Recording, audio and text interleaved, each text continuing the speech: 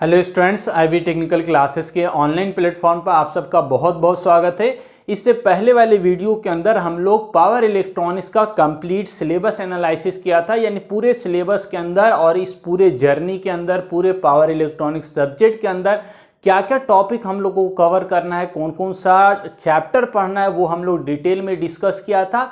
आज की इस वीडियो में हम लोग पावर इलेक्ट्रॉनिक्स का डिफिनेशन सीखेंगे, पावर इलेक्ट्रॉनिक्स का एक सिंपल सा ब्लॉक डायग्राम के माध्यम से समझेंगे, पावर इलेक्ट्रॉनिक्स का एप्लीकेशन कहाँ कहाँ पर है, पावर इलेक्ट्रॉनिक्स का एडवांटेज क्या है, डिसएडवांटेज क्या है, और पावर इलेक्ट्रॉनिक्स के अंदर मुख्य रूप से कौन कौन इलेक्ट्रॉनिक डिवाइसेस यूज होते हैं, इन सब पर हम लोग बहुत अच्छे से चर्चा करेंगे। तो आज का ये वीडियो, आज का लेक्चर आपके लिए बहुत इंपॉर्टेंट है। यदि आप पावर इलेक्ट्रॉनिक्स को बहुत बेसिक लेवल से समझना चाहते हैं तो वीडियो को पूरा देखिएगा, ध्यान से देखिएगा, आपको बहुत सारी चीज़ आज की इस वीडियो में समझ में आएगी। और मैं आपको इंश्योर करना चाहता हूं, सुनिश्चित करना चाहता हूं कि इस बार आप लोगों का पावर इलेक्ट्रॉनिक्स बहुत अच्छा होने वाला है, क्योंकि बहुत मेहनत से, बहुत संघर्ष इस बार पावर इलेक्ट्रॉनिक्स आप लोगों को एक एक टॉपिक और बहुत लोअर लेवल से लेकर हायर लेवल तक आपको पावर इलेक्ट्रॉनिक्स में ले जाएंगे। और पढ़ने के बाद आपको लगेगा कि अब ये सब्जेक्ट से आसान दूसरा कोई सब्जेक्ट नहीं होगा। इस तरह का कंटेंट आपको इस बार पावर इलेक्ट्रॉनिक्स के अंदर मिलने वाला है। तो आइए सबसे पहले हम लोग जानते हैं पावर इलेक्ट्रॉनिक्स का डिफिनेशन क्या है, पावर इलेक्ट्रॉनिक्स किसको कहा जाएगा। तो डिफिनेशन हमने लिखा है, power electronics deal with how to control and convert power यानी electrical energy into one form to another form. बस इतना समझिए पहले, यानी पावर इलेक्ट्रॉनिक्स किसको डील कर रहा है या पावर इलेक्ट्रॉनिक्स क्या है। तो पावर इलेक्ट्रॉनिक्स ऐसा उपकरण है, ऐसा डिवाइस है, या पावर इलेक्ट्रॉनिक्स के माध्यम से हम लोग डील करते हैं। किसको डील करते हैं या इस उपकरण के माध्यम से क्या किया जाता है, तो हम लोग कंट्रोल एंड कन्वर्जन का काम करते हैं। यानी दो काम पावर इलेक्ट्रॉनिक्स के द्वारा किया जाता है, एक तो कंट्रोलिंग का काम किया जाता है और दूसरा कन्वर्जन का काम किया जाता है। कहाँ किया जाता है, तो इलेक्ट्रिकल इंजीनियरिंग में। और इलेक्ट्रिकल इंजीनियरिंग कहने का मतलब मुख्य रूप से दो भाग आप बोल सकते हैं, एक पावर सिस्टम और दूसरा इलेक्ट्रिकल मशीन। यानी हम लोग पूरे पावर सिस्टम के अंदर जो कन्वर्जन का काम होगा, यानी एसी से डीसी कन्वर्ट करना, डीसी से एसी कन्वर्ट करना, डीसी को वेरिएबल डीसी में, एसी को वेरिएबल एसी के अंदर, वेरिएबल फ्रीक्वेंसी के अंदर, जहां जहां पर कन्वर्जन का काम होगा वहां पर हम लोगों को पावर इलेक्ट्रॉनिक्स डिवाइस की मदद लेनी पड़ेगी और हम लोग पावर इलेक्ट्रॉनिक्स की सहायता से ही कन्वर्जन का काम करेंगे। दूसरा और बहुत इंपॉर्टेंट चीज क्या है, कंट्रोलिंग का काम। यानी हम लोग इलेक्ट्रिकल मशीन की बात करें तो कोई भी इलेक्ट्रिकल मशीन जो होता है वो एक क्या करता है, कांस्टेंट स्पीड पे रन करता है। यानी आप उसको सप्लाई दीजिएगा, उसके अकॉर्डिंग वो रन करेगा। लेकिन आप चाह रहे हैं उसकी स्पीड को कंट्रोल करना अपने आवश्यकता के अनुसार, कभी कम कभी ज्यादा, कभी कॉन्स्टेंटली रन करे, तो उसके लिए आपको किस चीज की जरूरत होगी, पावर इलेक्ट्रॉनिक्स डिवाइस की जरूरत होगी। तो यहां पर आपको दो चीज क्लियर हो जाना चाहिए, एक तो हम लोग इलेक्ट्रिकल पावर सिस्टम और इलेक्ट्रिकल मशीन के अंदर हम लोग पावर इलेक्ट्रॉनिक्स का बहुत ज्यादा यूज करते हैं। क्या यूज करते हैं, तो पावर इलेक्ट्रॉनिक्स के द्वारा हम लोग कन्वर्जन का काम करते हैं और साथ ही साथ कंट्रोलिंग का काम करते हैं। तो पावर इलेक्ट्रॉनिक्स इलेक्ट्रिकल इंजीनियरिंग का आप कह सकते हैं एक ऐसा सब्जेक्ट है जो कि डील करता है पावर इंजीनियरिंग यानी इलेक्ट्रिकल पावर सिस्टम और इलेक्ट्रिकल मशीन को कंट्रोल करने का एंड कन्वर्जन करने का काम करता है। तो हम लोग इसके द्वारा कंट्रोलिंग और कन्वर्जन का काम करते हैं। साथ ही हमारा जो कंट्रोलिंग और कन्वर्जन का काम होगा, how to utilization of power at higher efficiency, हम लोग इसके द्वारा, यानी ये डील पावर इलेक्ट्रॉनिक्स डील करता है कि इलेक्ट्रिकल हाई इफिशिएंसी के साथ हम लोग किस तरह से कन्वर्जन और कंट्रोलिंग का काम करें। जैसे एग्जांपल के तौर पर हम आपको बताएंगे कि हम लोग कन्वर्जन का काम करना, मान के चलिए हमको एसी से डीसी में बदलना है, तो हम लोग क्या करेंगे, एसी टू डीसी को कन्वर्ट करने के लिए पावर इलेक्ट्रॉनिक्स डिवाइस का यूज करेंगे, जिसके द्वारा कन्वर्जन का काम होगा और हाईली इफिशिएंसी के साथ होगा। ठीक है, इसके कंपेयर में आप हम एग्जांपल दे रहे हैं, जैसे हमको एसी को डीसी में बदलना है, तो आप एक ऑप्शन आपके पास ये हो सकता है कि मान के चलिए एसी जनरेटर था, एसी आउटपुट मिल रहा है, आप एसी को क्या कीजिए, डीसी मोटर को दीजिए, सॉरी एसी आपको आउटपुट मिला, एसी मोटर को दीजिए, एसी मोटर रन करेगा और उसका मैकेनिकल आउटपुट मिलेगा। ये मैकेनिकल आउटपुट किसको दे दीजिए, डीसी जनरेटर को दीजिए, और डीसी जनरेटर जब रन करेगा तो डीसी के अंदर कन्वर्जन यानी डीसी आउटपुट देगा। यानी फाइनली हुआ क्या, एसी जनरेटर था और आउटपुट आपको डीसी मिल रहा है, यानी एसी से डीसी के अंदर कन्वर्जन। लेकिन यहाँ पर मशीन, अब देखिए कितना ज़्यादा मशीन हुआ, सब रोटेटिंग मशीन यूज हुआ, जिसकी वजह से आपका फ्रिक्शन लॉस, विंडेज लॉस, बहुत तरह का आपका लॉसेस होगा, यानी ओवरऑल इफिशिएंसी आपकी क्या रहेगी, पुअर रहेगी। लेकिन पावर इलेक्ट्रॉनिक्स क्या होता है कि यह हाई इफिशिएंसी के साथ कन्वर्जन एंड कंट्रोलिंग का काम करता है। तो आई होप डिफिनेशन आपको समझ में आ गया होगा। पावर इलेक्ट्रॉनिक्स से डील करता है कि हम लोग किस तरह से कंट्रोलिंग एंड कन्वर्जन का काम करें, इलेक्ट्रिकल एनर्जी को यानी इलेक्ट्रिकल पावर सिस्टम और मशीन के अंदर किस तरह से कन्वर्जन का काम करें, एक फॉर्म से लेकर दूसरे फॉर्म में, और साथ में हम लोग इलेक्ट्रिकल पावर का यूज कर सकें हाई इफिशिएंसी के साथ। तो ये डिफिनेशन आपको समझ में आया होगा और यहां से आपको पावर इलेक्ट्रॉनिक्स का इंपॉर्टेंस समझ में आया होगा। अब इसी चीज को ब्लॉक डायग्राम से यहां पर समझाया गया है, जो डिफिनेशन लिखा गया है या जो कंसेप्ट आपको बताया हमने, उसी चीज को ब्लॉक डायग्राम की मदद से समझाया गया है कि पावर इलेक्ट्रॉनिक्स क्या काम कर रहा है।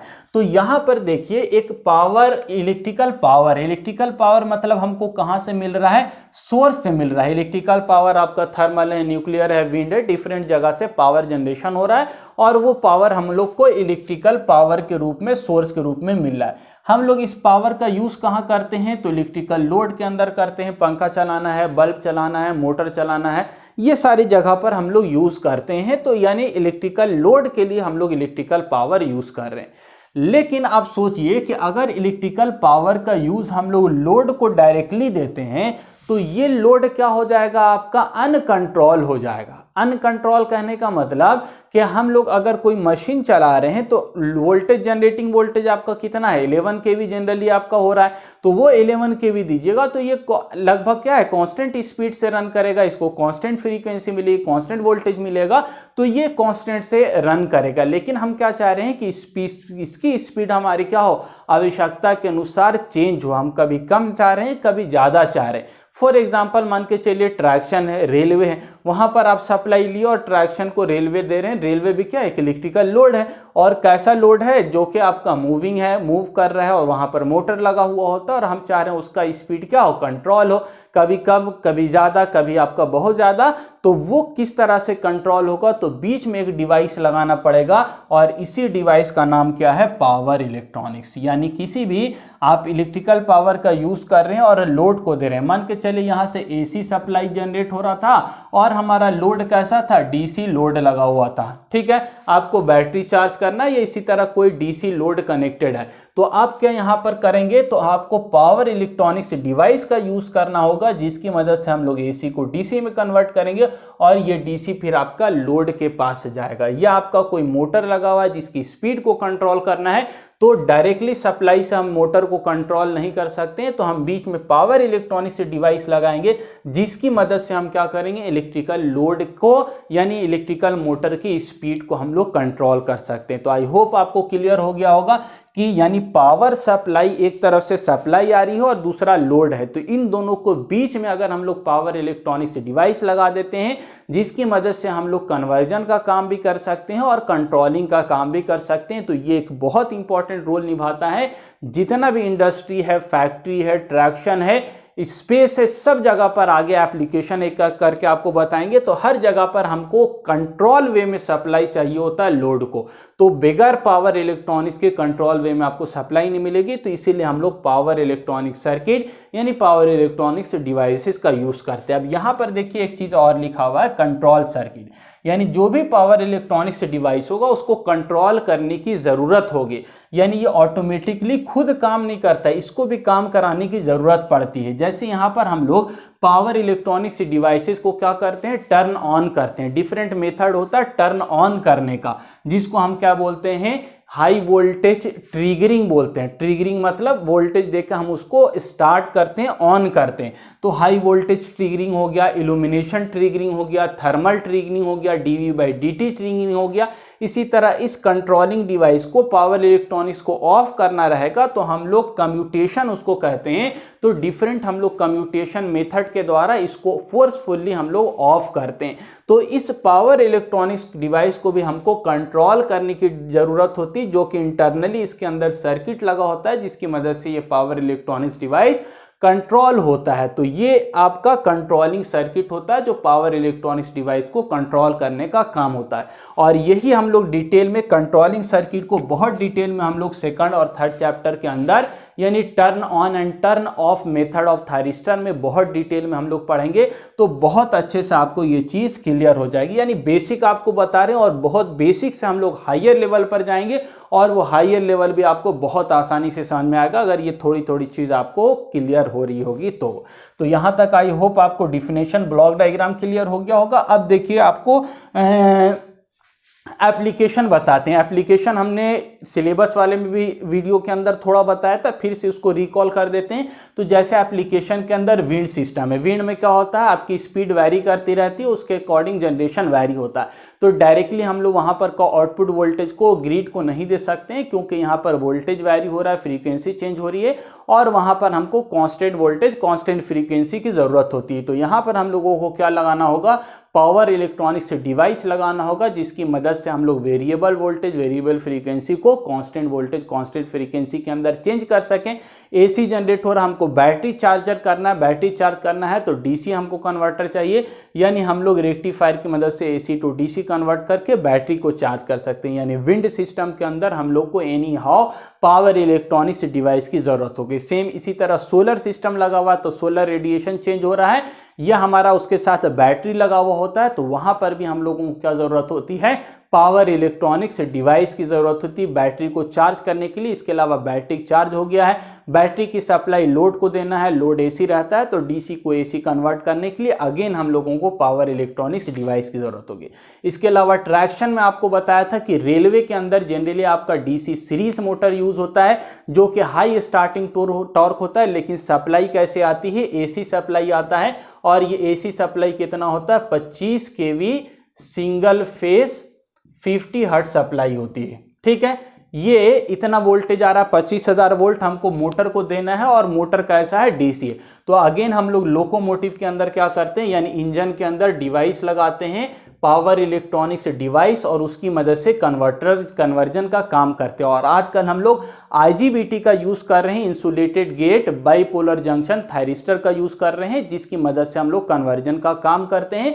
तो हम लोग इसका पूरा डिटेल हम लोग आगे के चैप्टर में पढ़ेंगे। तो वहां पर ट्रैक्शन के अंदर भी आपका पावर इलेक्ट्रॉनिक्स डिवाइस होता है। ट्रैक्शन के अंदर ये भी आप याद रखिएगा, दो तरह का सिस्टम होता है, एक तो डीसी सीरीज मोटर यूज होता है, लेकिन अभी मॉडर्न एज के अंदर बहुत जगह पर 3 फेज इंडक्शन मोटर का भी यूज हो रहा है। तो सप्लाई हमारी कैसी होती है सिंगल फेज और अंदर हमको मोटर को कैसा चाहिए 3 फेज। तो फिर वहां पर हम लोगों को कन्वर्जन या single phase two 3 phase conversion का यूज करना होता है और वहां पर भी हम लोगों को पावर इलेक्ट्रॉनिक्स डिवाइस की जरूरत होती है। इसी प्रकार बहुत सारा इंडस्ट्री के अंदर मोटर लगा होता है जहां पर हर मोटर को हमको कंट्रोलिंग उसकी स्पीड है ना, उसकी फ्रीक्वेंसी हर चीज हमको कंट्रोल करना होता है। तो हम लोग इंडस्ट्री के अंदर भी पावर इलेक्ट्रॉनिक्स का उपयोग करते हैं। ऑटोमोबाइल यानी हम लोग कोई भी व्हीकल चला रहे हैं, आप कार चला रहे हैं, उसके अंदर स्पीड कंट्रोल करना है तो हमको पावर इलेक्ट्रॉनिक्स की जरूरत होगी। एलिवेटर यानी आप लिफ्ट चल रहा है उसकी स्पीड कम ज़्यादा करना है, रुकना है, तेज करना है, power electronics. HVDC system high voltage DC transmission होता है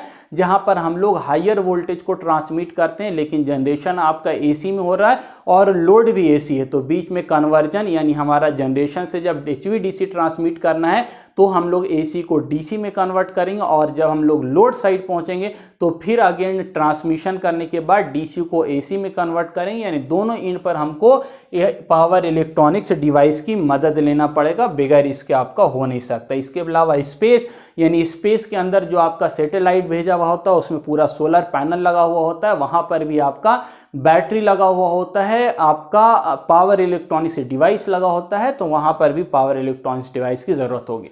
तो यहाँ पर अभी जो एग्जाम्पल दिया ये बहुत कम एग्जाम्पल, इसके अलावा बहुत एग्जाम्पल अगर लिखना चाहे तो पूरा बोर्ड भर सकता है। तो यानी पावर इलेक्ट्रॉनिक्स डिवाइस के बगैर इलेक्ट्रिकल इंजीनियरिंग अधूरा है। हर जगह पर हमारा पावर इलेक्ट्रॉनिक्स डिवाइस यूज हो रहा है। अब आते हैं इसका हम लोग इतना ज़्यादा यूज क्यों कर रहे हैं, बेनिफिट क्या है, एडवांटेज क्या है, क्यों हम लोग इसको प्रीफर कर रहे हैं, क्या फ़ायदा है। तो यहाँ पर हमने लिखा है शॉर्ट के अंदर, जो कि बहुत इंपॉर्टेंट है। पावर इलेक्ट्रॉनिक्स अगर आप पढ़ रहे हैं तो आपको मालूम होना चाहिए कि क्यों पढ़ रहे हैं। तो इतना सारा एडवांटेज है जिसकी वजह से हम लोग पावर इलेक्ट्रॉनिक्स को प्रीफर कर रहे हैं।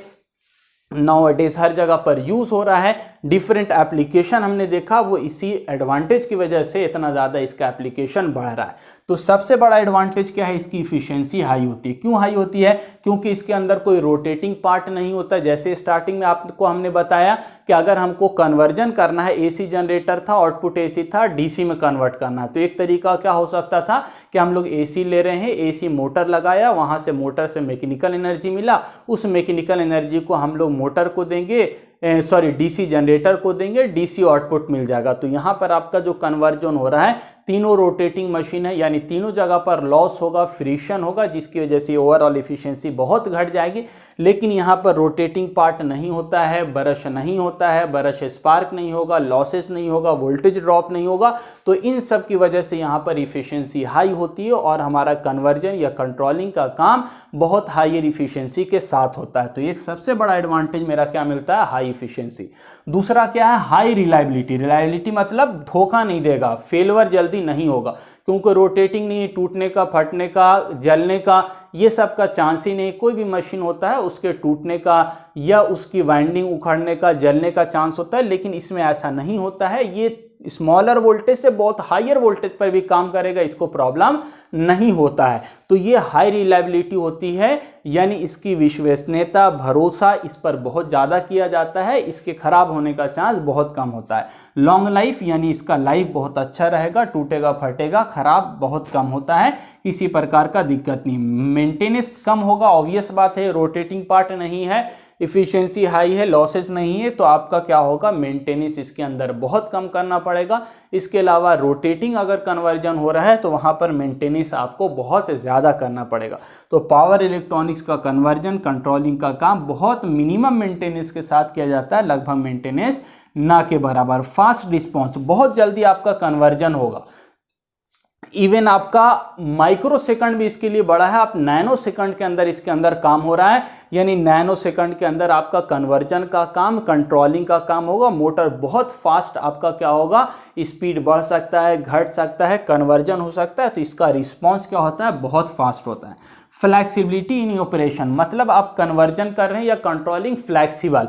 आगे आप पढ़ेंगे एंगल कंट्रोल, यानी डिफरेंट एंगल, पार्टिकुलर एंगल पर आप कंट्रोल कर सकते हैं। जिस पॉइंट पर आप चाहेंगे वहां पर साइनोसोडल वेव के अंदर, जहां पर आप चाहेंगे वहां पर ट्रिगर कर सकते हैं, ऑन कर सकते हैं, ऑफ कर सकते हैं। यानी इसके अंदर फ्लैक्सिबिलिटी ऑपरेशन के अंदर ऐसा नहीं है कि वोल्टेज मान के चलिए 20 वोल्ट है तो हमेशा 20 है तो आप 19, 18 जितना चाहिएगा वोल्टेज, फ्रीक्वेंसी, सारा चीज़ चेंज कर सकते हैं। तो इसके अंदर ऑपरेशन में बहुत ज़्यादा फ्लैक्सिबिलिटी होती है। ठीक है, तो ये एडवांटेज की बात होगी। बहुत सारा एडवांटेज हमको मिलता है पावर इलेक्ट्रॉनिक्स, लेकिन सिर्फ फायदा नहीं मिलेगा, कुछ ना कुछ समस्या भी होगी, कुछ ना कुछ डिसएडवांटेज भी होगा। तो यहाँ पर डिसएडवांटेज जो सबसे बड़ा होता है वो हार्मोनिक का समस्या होता है। हार्मोनिक क्या है, तो हार्मोनिक का मतलब होता है अनवांटेड सिग्नल, यानी हम लोग साइनोसोडल वेव फॉर्म प्रोड्यूस कर रहे थे, उस साइनोसोडल वेव फॉर्म के अंदर कोई शॉर्ट टूथ बन जाए या स्क्वायर वेव बन जाए जो कि अनवांटेड था, वो अगर प्रोड्यूस हो जाता है तो इसी को क्या बोलते हैं, हार्मोनिक बोलते हैं, जो कि सिस्टम के लिए हार्मफुल होता है, नुकसानदेह होता है। हार्मोनिक की वजह से बहुत प्रॉब्लम होता है। तो सबसे बड़ा जो डिसएडवांटेज है पावर इलेक्ट्रॉनिक्स का वो हार्मोनिक है, और इसी हार्मोनिक की वजह से पावर फैक्टर लो हो जाता है, और पावर फैक्टर लो होगा तो फिर बहुत सारा दिक्कत होता है। तो ये आपका डिसएडवांटेज है, लेकिन बहुत आपको ज़्यादा डिसएडवांटेज में नहीं जाना है, क्योंकि एडवांटेज को प्रीफर करना है। एडवांटेज ज़्यादा होता है, इसीलिए हम लोग क्या कर रहे हैं, पावर इलेक्ट्रॉनिक्स का आजकल नाउअडेज बहुत ज़्यादा यूज़ किया जाता है। तो डिसएडवांटेज को कम प्रीफर करना है, एडवांटेज को ज़्यादा हम लोग प्रीफर करेंगे। अब यहाँ पर लास्ट आपको यहाँ पर देख रहे हैं पावर इलेक्ट्रॉनिक्स कन्वर्टर, क्या क्या चीज़ कन्वर्जन पावर इलेक्ट्रॉनिक्स के अंदर किया जाता है। या कौन कौन सा डिवाइस मोस्टली यूज़ किया जाता है, तो रेक्टिफायर यूज़ किया जाता है। रेक्टिफायर का काम क्या है, एसी को डीसी में बदलना। लेकिन कैसा है कन्वर्जन है, कन्वर्ट फिक्स एसी, यानी फिक्स एसी को ये वेरिएबल डीसी के अंदर कन्वर्ट कर देगा। ये आपका रेक्टिफायर का काम होता है कि फिक्स एसी को वेरिएबल डीसी के अंदर कन्वर्ट करने वाले डिवाइस को रेक्टिफायर कहा जाता है। दूसरा जो डिवाइस हम लोगों को पढ़ना है पावर इलेक्ट्रॉनिक्स के अंदर, वो इन्वर्टर है। इन्वर्टर का काम क्या है, ये कन्वर्ट करता है किसको, डीसी को। किस में कन्वर्ट करेगा, एसी में। लेकिन कैसा AC, having variable amplitude and variable frequency, यानी यहाँ से हम डीसी को एसी में बदलेंगे तो वो जो एसी होगा वो उसकी फ्रीक्वेंसी या उसका एम्पलीट्यूड हम चेंज कर सकते हैं with the help of inverter. यानी इन्वर्टर ऐसा पावर इलेक्ट्रॉनिक्स डिवाइस है जिसको हम लोग डीसी को एसी में बदलते हैं, लेकिन एसी में बदलने के साथ साथ हम उसके एम्पलीट्यूड और उसके फ्रीक्वेंसी को भी चेंज कर सकते हैं। तो ये आपका इन्वर्टर की बात होगी। तीसरा जो डिवाइस हम लोगों को पढ़ना होता है मोस्ट इंपॉर्टेंट पावर इलेक्ट्रॉनिक्स के अंदर, चॉपर, जो कि आपका क्या काम करता है, कन्वर्ट करता है फिक्स डीसी को वेरिएबल डीसी। ये क्या है, डीसी टू डीसी कन्वर्टर है। फिक्स डीसी को वेरिएबल डीसी, यानी डीसी को आप बढ़ा भी सकते हैं, घटा भी सकते हैं। स्टेप अप चॉपर होता है, स्टेप डाउन चॉपर होता है, class A B C D E different type का चॉपर होता है, जिसकी सहायता से हम लोग वोल्टेज, डीसी जो वोल्टेज है उसको बढ़ा घटा सकते हैं। अब तक ट्रांसफार्मर में आपने पढ़ा है कि ट्रांसफार्मर के अंदर एसी वोल्टेज को बढ़ाया घटाया जाता है, लेकिन जब चॉपर पढ़ेगा तो आपको क्लियर हो जाएगा कि हम लोग डीसी को भी बढ़ा घटा सकते हैं with the help of chopper. तो ये आपका तीसरा हो गया चॉपर, ठीक है। चौथा जो डिवाइस होता है वो क्या है, साइक्लो कन्वर्टर। ये क्या होता है, तो साइक्लो कन्वर्टर एक ऐसा डिवाइस है जो कि फिक्स एसी को किस में चेंज कर देगा, वेरिएबल फ्रीक्वेंसी एसी, यानी एसी में तो चेंज कर, ये एसी टू एसी कन्वर्टर भी इसको कहते हैं। यानी cycloconverter AC to AC converter है जो कि फिक्स एसी को वेरिएबल फ्रीक्वेंसी एसी के अंदर चेंज करेगा। यानी आउटपुट में जो एसी मिलेगी इसकी फ्रीक्वेंसी को आप चेंज कर सकते हैं with the help of cyclo converter. और एक आपका होता है एसी वोल्टेज कंट्रोलर, जिसकी सहायता से हम लोग कन्वर्ट करते हैं फिक्स एसी को variable AC at same input frequency. यानी इसके अंदर एसी वोल्टेज कंट्रोलर के अंदर जो आउटपुट हमको एसी मिलेगा उसकी फ्रीक्वेंसी सेम होगी, लेकिन एम्पलीट्यूड उसका क्या होगा, चेंज होगा।